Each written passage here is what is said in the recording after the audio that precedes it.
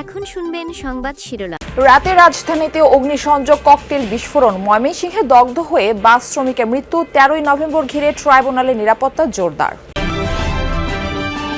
পোস্টারে নিষেধাজ্ঞা রেখে নির্বাচনী আচরণবিধির গেজেট প্রকাশ। 6 মাসের সাজাসহ থাকছে জরিমানার বিধান, বাতিল করা যাবে প্রার্থিতাও।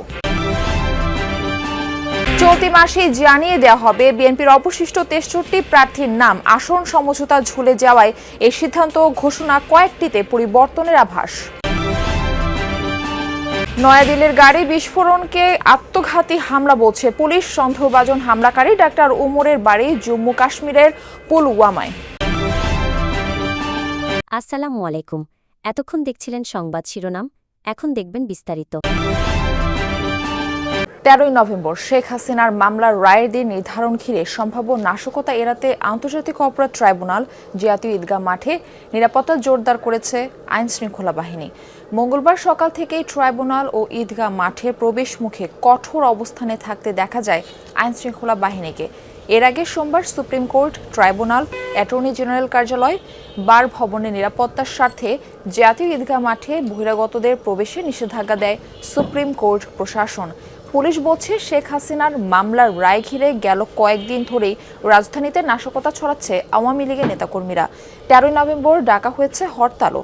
আগামী 13ই নভেম্বর মানবতা বিরোধী অপরাধের অভিযোগে সাবেক প্রধানমন্ত্রী শেখ হাসিনার বিরুদ্ধে রায়ের তারিখ নির্ধারণ করা হবে আন্তর্জাতিক অপরাধ ট্রাইব্যুনালে। এই দিনটি ঘিরে মূলত আন্তর্জাতিক অপরাধ ট্রাইব্যুনাল, পাশাপাশি সুপ্রিম কোর্ট, বার কাউন্সিল, এইখানে বার ভবন এবং অ্যাটর্নি জেনারেল যে কার্যালয় রয়েছে সেখানে নিরাপত্তা জোরদার করা হয়েছে। আমরা দেখছি যে আজকে সকাল থেকেই এই সুপ্রিম কোর্ট প্রাঙ্গণে পুলিশের নিরাপত্তার সংখ্যাটা বেড়েছে। এখানে আন্তর্জাতিক অপরাধ ট্রাইব্যুনালের গেটের সামনে প্রধান যে ফটক রয়েছে সেখানে নিরাপত্তা জোরদার করা হয়েছে। যারা প্রবেশ করছেন তাদেরকে চেকিং করা হচ্ছে, আইডি কার্ড যাদের রয়েছে তাদেরকেই ঢুকতে দেওয়া হচ্ছে। পাশাপাশি জাতীয় ঈদগাহ মাঠে সেখানে বহিরাগত যারা রয়েছেন তাদেরকে প্রবেশ করতে নিষেধাজ্ঞা জারি করেছিল গতকালকে। আমরা দেখেছি যে সুপ্রিম কোর্ট প্রশাসন এবং আজকে সকাল থেকে নিরাপত্তার যেই জোরদার ব্যবস্থা সেটি বাড়িয়েছে।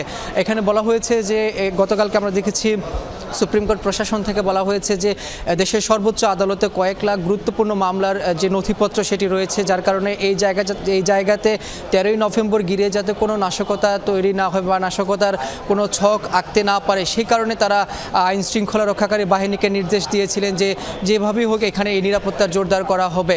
পাশাপাশি আমরা এই যে আন্তর্জাতিক অপরাধ ট্রাইব্যুনালে আগামী 13ই নভেম্বর শেখ হাসিনার মামলার তারিখ নির্ধারণ হবে, রায় কবে হবে সেটি জানা যাবে। এই নিয়ে কিন্তু রাজধানীতে উত্তাপ তৈরি হয়েছে। সেখানে আওয়ামী লীগের নেতাকর্মীরা বিভিন্ন জায়গায় এই নাশকতা করছে, সেখানে এই বিষয়গুলো উল্লেখ করা হয়েছে বিজ্ঞপ্তিতে। তবে আজকের সার্বিক পরিস্থিতি বলা যায় যে অনেকটা নিরাপদ রয়েছে এই সুপ্রিম কোর্ট প্রাঙ্গণে। ময়মনসিংহে গত রাতে একটি বাসে অগ্নিসংযোগ করেছে দুর্বৃত্তরা। এতে দগ্ধ হয়ে একজনের মৃত্যু হয়েছে, আহত হয়েছেন 2 জন। পুলিশ জানায়, গত রাত 3:15টার দিকে ফুলবাড়িয়া বাজারে দাঁড়িয়ে থাকা আলম এশিয়ার একটি বাসে আগুন দেয় দুর্বৃত্তরা। খবর পেয়ে ফায়ার সার্ভিসের একটি ইউনিট ঘটনাস্থলে পৌঁছে আগুন নেভায়। এ সময় বাসের ভিতর থেকে একজনের ঝলসে যাওয়া মরদেহ উদ্ধার করে ফায়ার সার্ভিসের সদস্যরা। নিহত জুলহাস একজন পরিবহন শ্রমিক। আগুন দেওয়ার কারণ অনুসন্ধান ও অপরাধীদের ধরতে কাজ করছে পুলিশ। আমাকে ময়মনসিংহ জেলা পুলিশ থেকে জানানো হয়েছে যে ব্যক্তি মারা গিয়েছেন ধারণা করছে তিনি পরিবহন শ্রমিক জুলহাস এবং সে আলম এশিয়া পরিবহনে কাজ করেন। এখানে যে বিষয়টি হয়েছে যে এই আলম এশিয়া পরিবহনটি ঢাকা থেকে ফুলবাড়িয়া সড়কে চলাচল করে এবং ঢাকা থেকে গতকাল রওনা হয়ে যখন ফুলবাড়িয়ায় পৌঁছায় বাসটি তখন রাত 2টো বাজে। তো এই রাত 2টোর সময় একটি পেট্রোল পাম্পে ফুলবাড়িয়া বাজারে একটি পেট্রোল পাম্পের সামনে দাঁড়ানো ছিল। সোমবার সন্ধ্যার দিকে রাজধানীর ধানমন্ডিতে ল্যাবিড হাসপাতালের সামনে একটি বাসে অগ্নিকাণ্ডের ঘটনা ঘটেছে। রাত 1:30টার দিকে যাত্রাবাড়িতে একটি বাসে আগুন দেয় দুর্বৃত্তরা। এদিকে রাত 11টার দিকে রাজধানীর বাংলা মোটরে এনসিপি প্রধান কার্যালয়ের সামনে ককটেল বিস্ফোরণের ঘটনা ঘটেছে। এই ঘটনায় 2 জনকে আটক করেছে আইন শৃঙ্খলা বাহিনী। বিস্ফোরণে 4 জন আহত হয়। সোমবার সন্ধ্যায় রাজধানীর ধানমন্ডিতে ল্যাবেট হাসপাতালের সামনে একটি বেসরকারি বিশ্ববিদ্যালয়ের বাসে অগ্নিকাণ্ডের ঘটনা ঘটেছে। সন্ধ্যা 7:30টার দিকে খবর পেয়ে ফায়ার সার্ভিসের 2টি ইউনিট আগুন নিয়ন্ত্রণে আনে। রাত 1:30টার দিকে যাত্রাবাড়িতে একটি বাসে আগুন দেয় দুর্বৃত্তরা। গত কদিন ধরে রাজধানী সহ দেশের বিভিন্ন জায়গায় যানবাহনে আগুন সহ বিভিন্ন নাশকতার ঘটনা ঘটছে। এসব বিবেচনায় নিয়ে তদন্ত করছে পুলিশ। এদিকে রাত 11টার দিকে জাতীয় নাগরিক পার্টি এনসিপির প্রধান কার্যালয়ের সামনে 2টি ককটেল বিস্ফোরণের ঘটনা ঘটেছে। এতে 4 জন আহত হয়।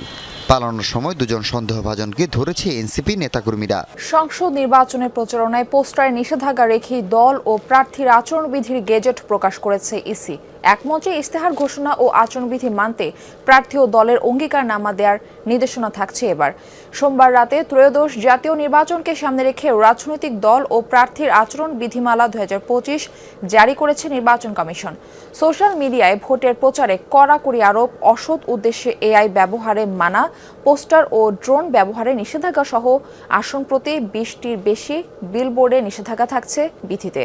আচরণবিধি লঙ্ঘনের সর্বোচ্চ 6 মাসের কারাদণ্ড ও 1.5 লাখ টাকা জরিমানা এবং দলের জন্য 1.5 লাখ টাকা অর্থদণ্ডের বিধান রাখা হয়েছে। প্রয়োজনে তদন্ত সাপেক্ষে প্রার্থিতা বাতিলের ক্ষমতাও রয়েছে ইসির। নির্বাচন ব্যবস্থার সংস্কার কমিশনের সুপারিশ ও 2008 সালের আচরণবিধির সঙ্গে সমন্বয় রেখে বেশ কিছু নতুন বিষয় যুক্ত করে এবার নতুন আচরণবিধি প্রণয়ন করল সাংবিধানিক প্রতিষ্ঠানটি। এর আগে গণপ্রতিনিধিত্ব আদেশ আরপিও সংশোধন অধ্যাদেশ জারির পর সেই আলোকেই আচরণবিধি গেজেট আকারে জারি করেছে ইসি। চলতি মাসে শেষ হবে অবশিষ্ট 63 আসনে বিএনপির সম্ভাব্য প্রার্থীর মনোনয়ন ঘোষণা। এনসিপির সাথে বিএনপির আসন সমঝোতার সম্ভাবনা কমে যাওয়ায় পরীক্ষিত মিত্রদের দ্রুত ভোটের মাঠে পাঠাতে চায় বিএনপি।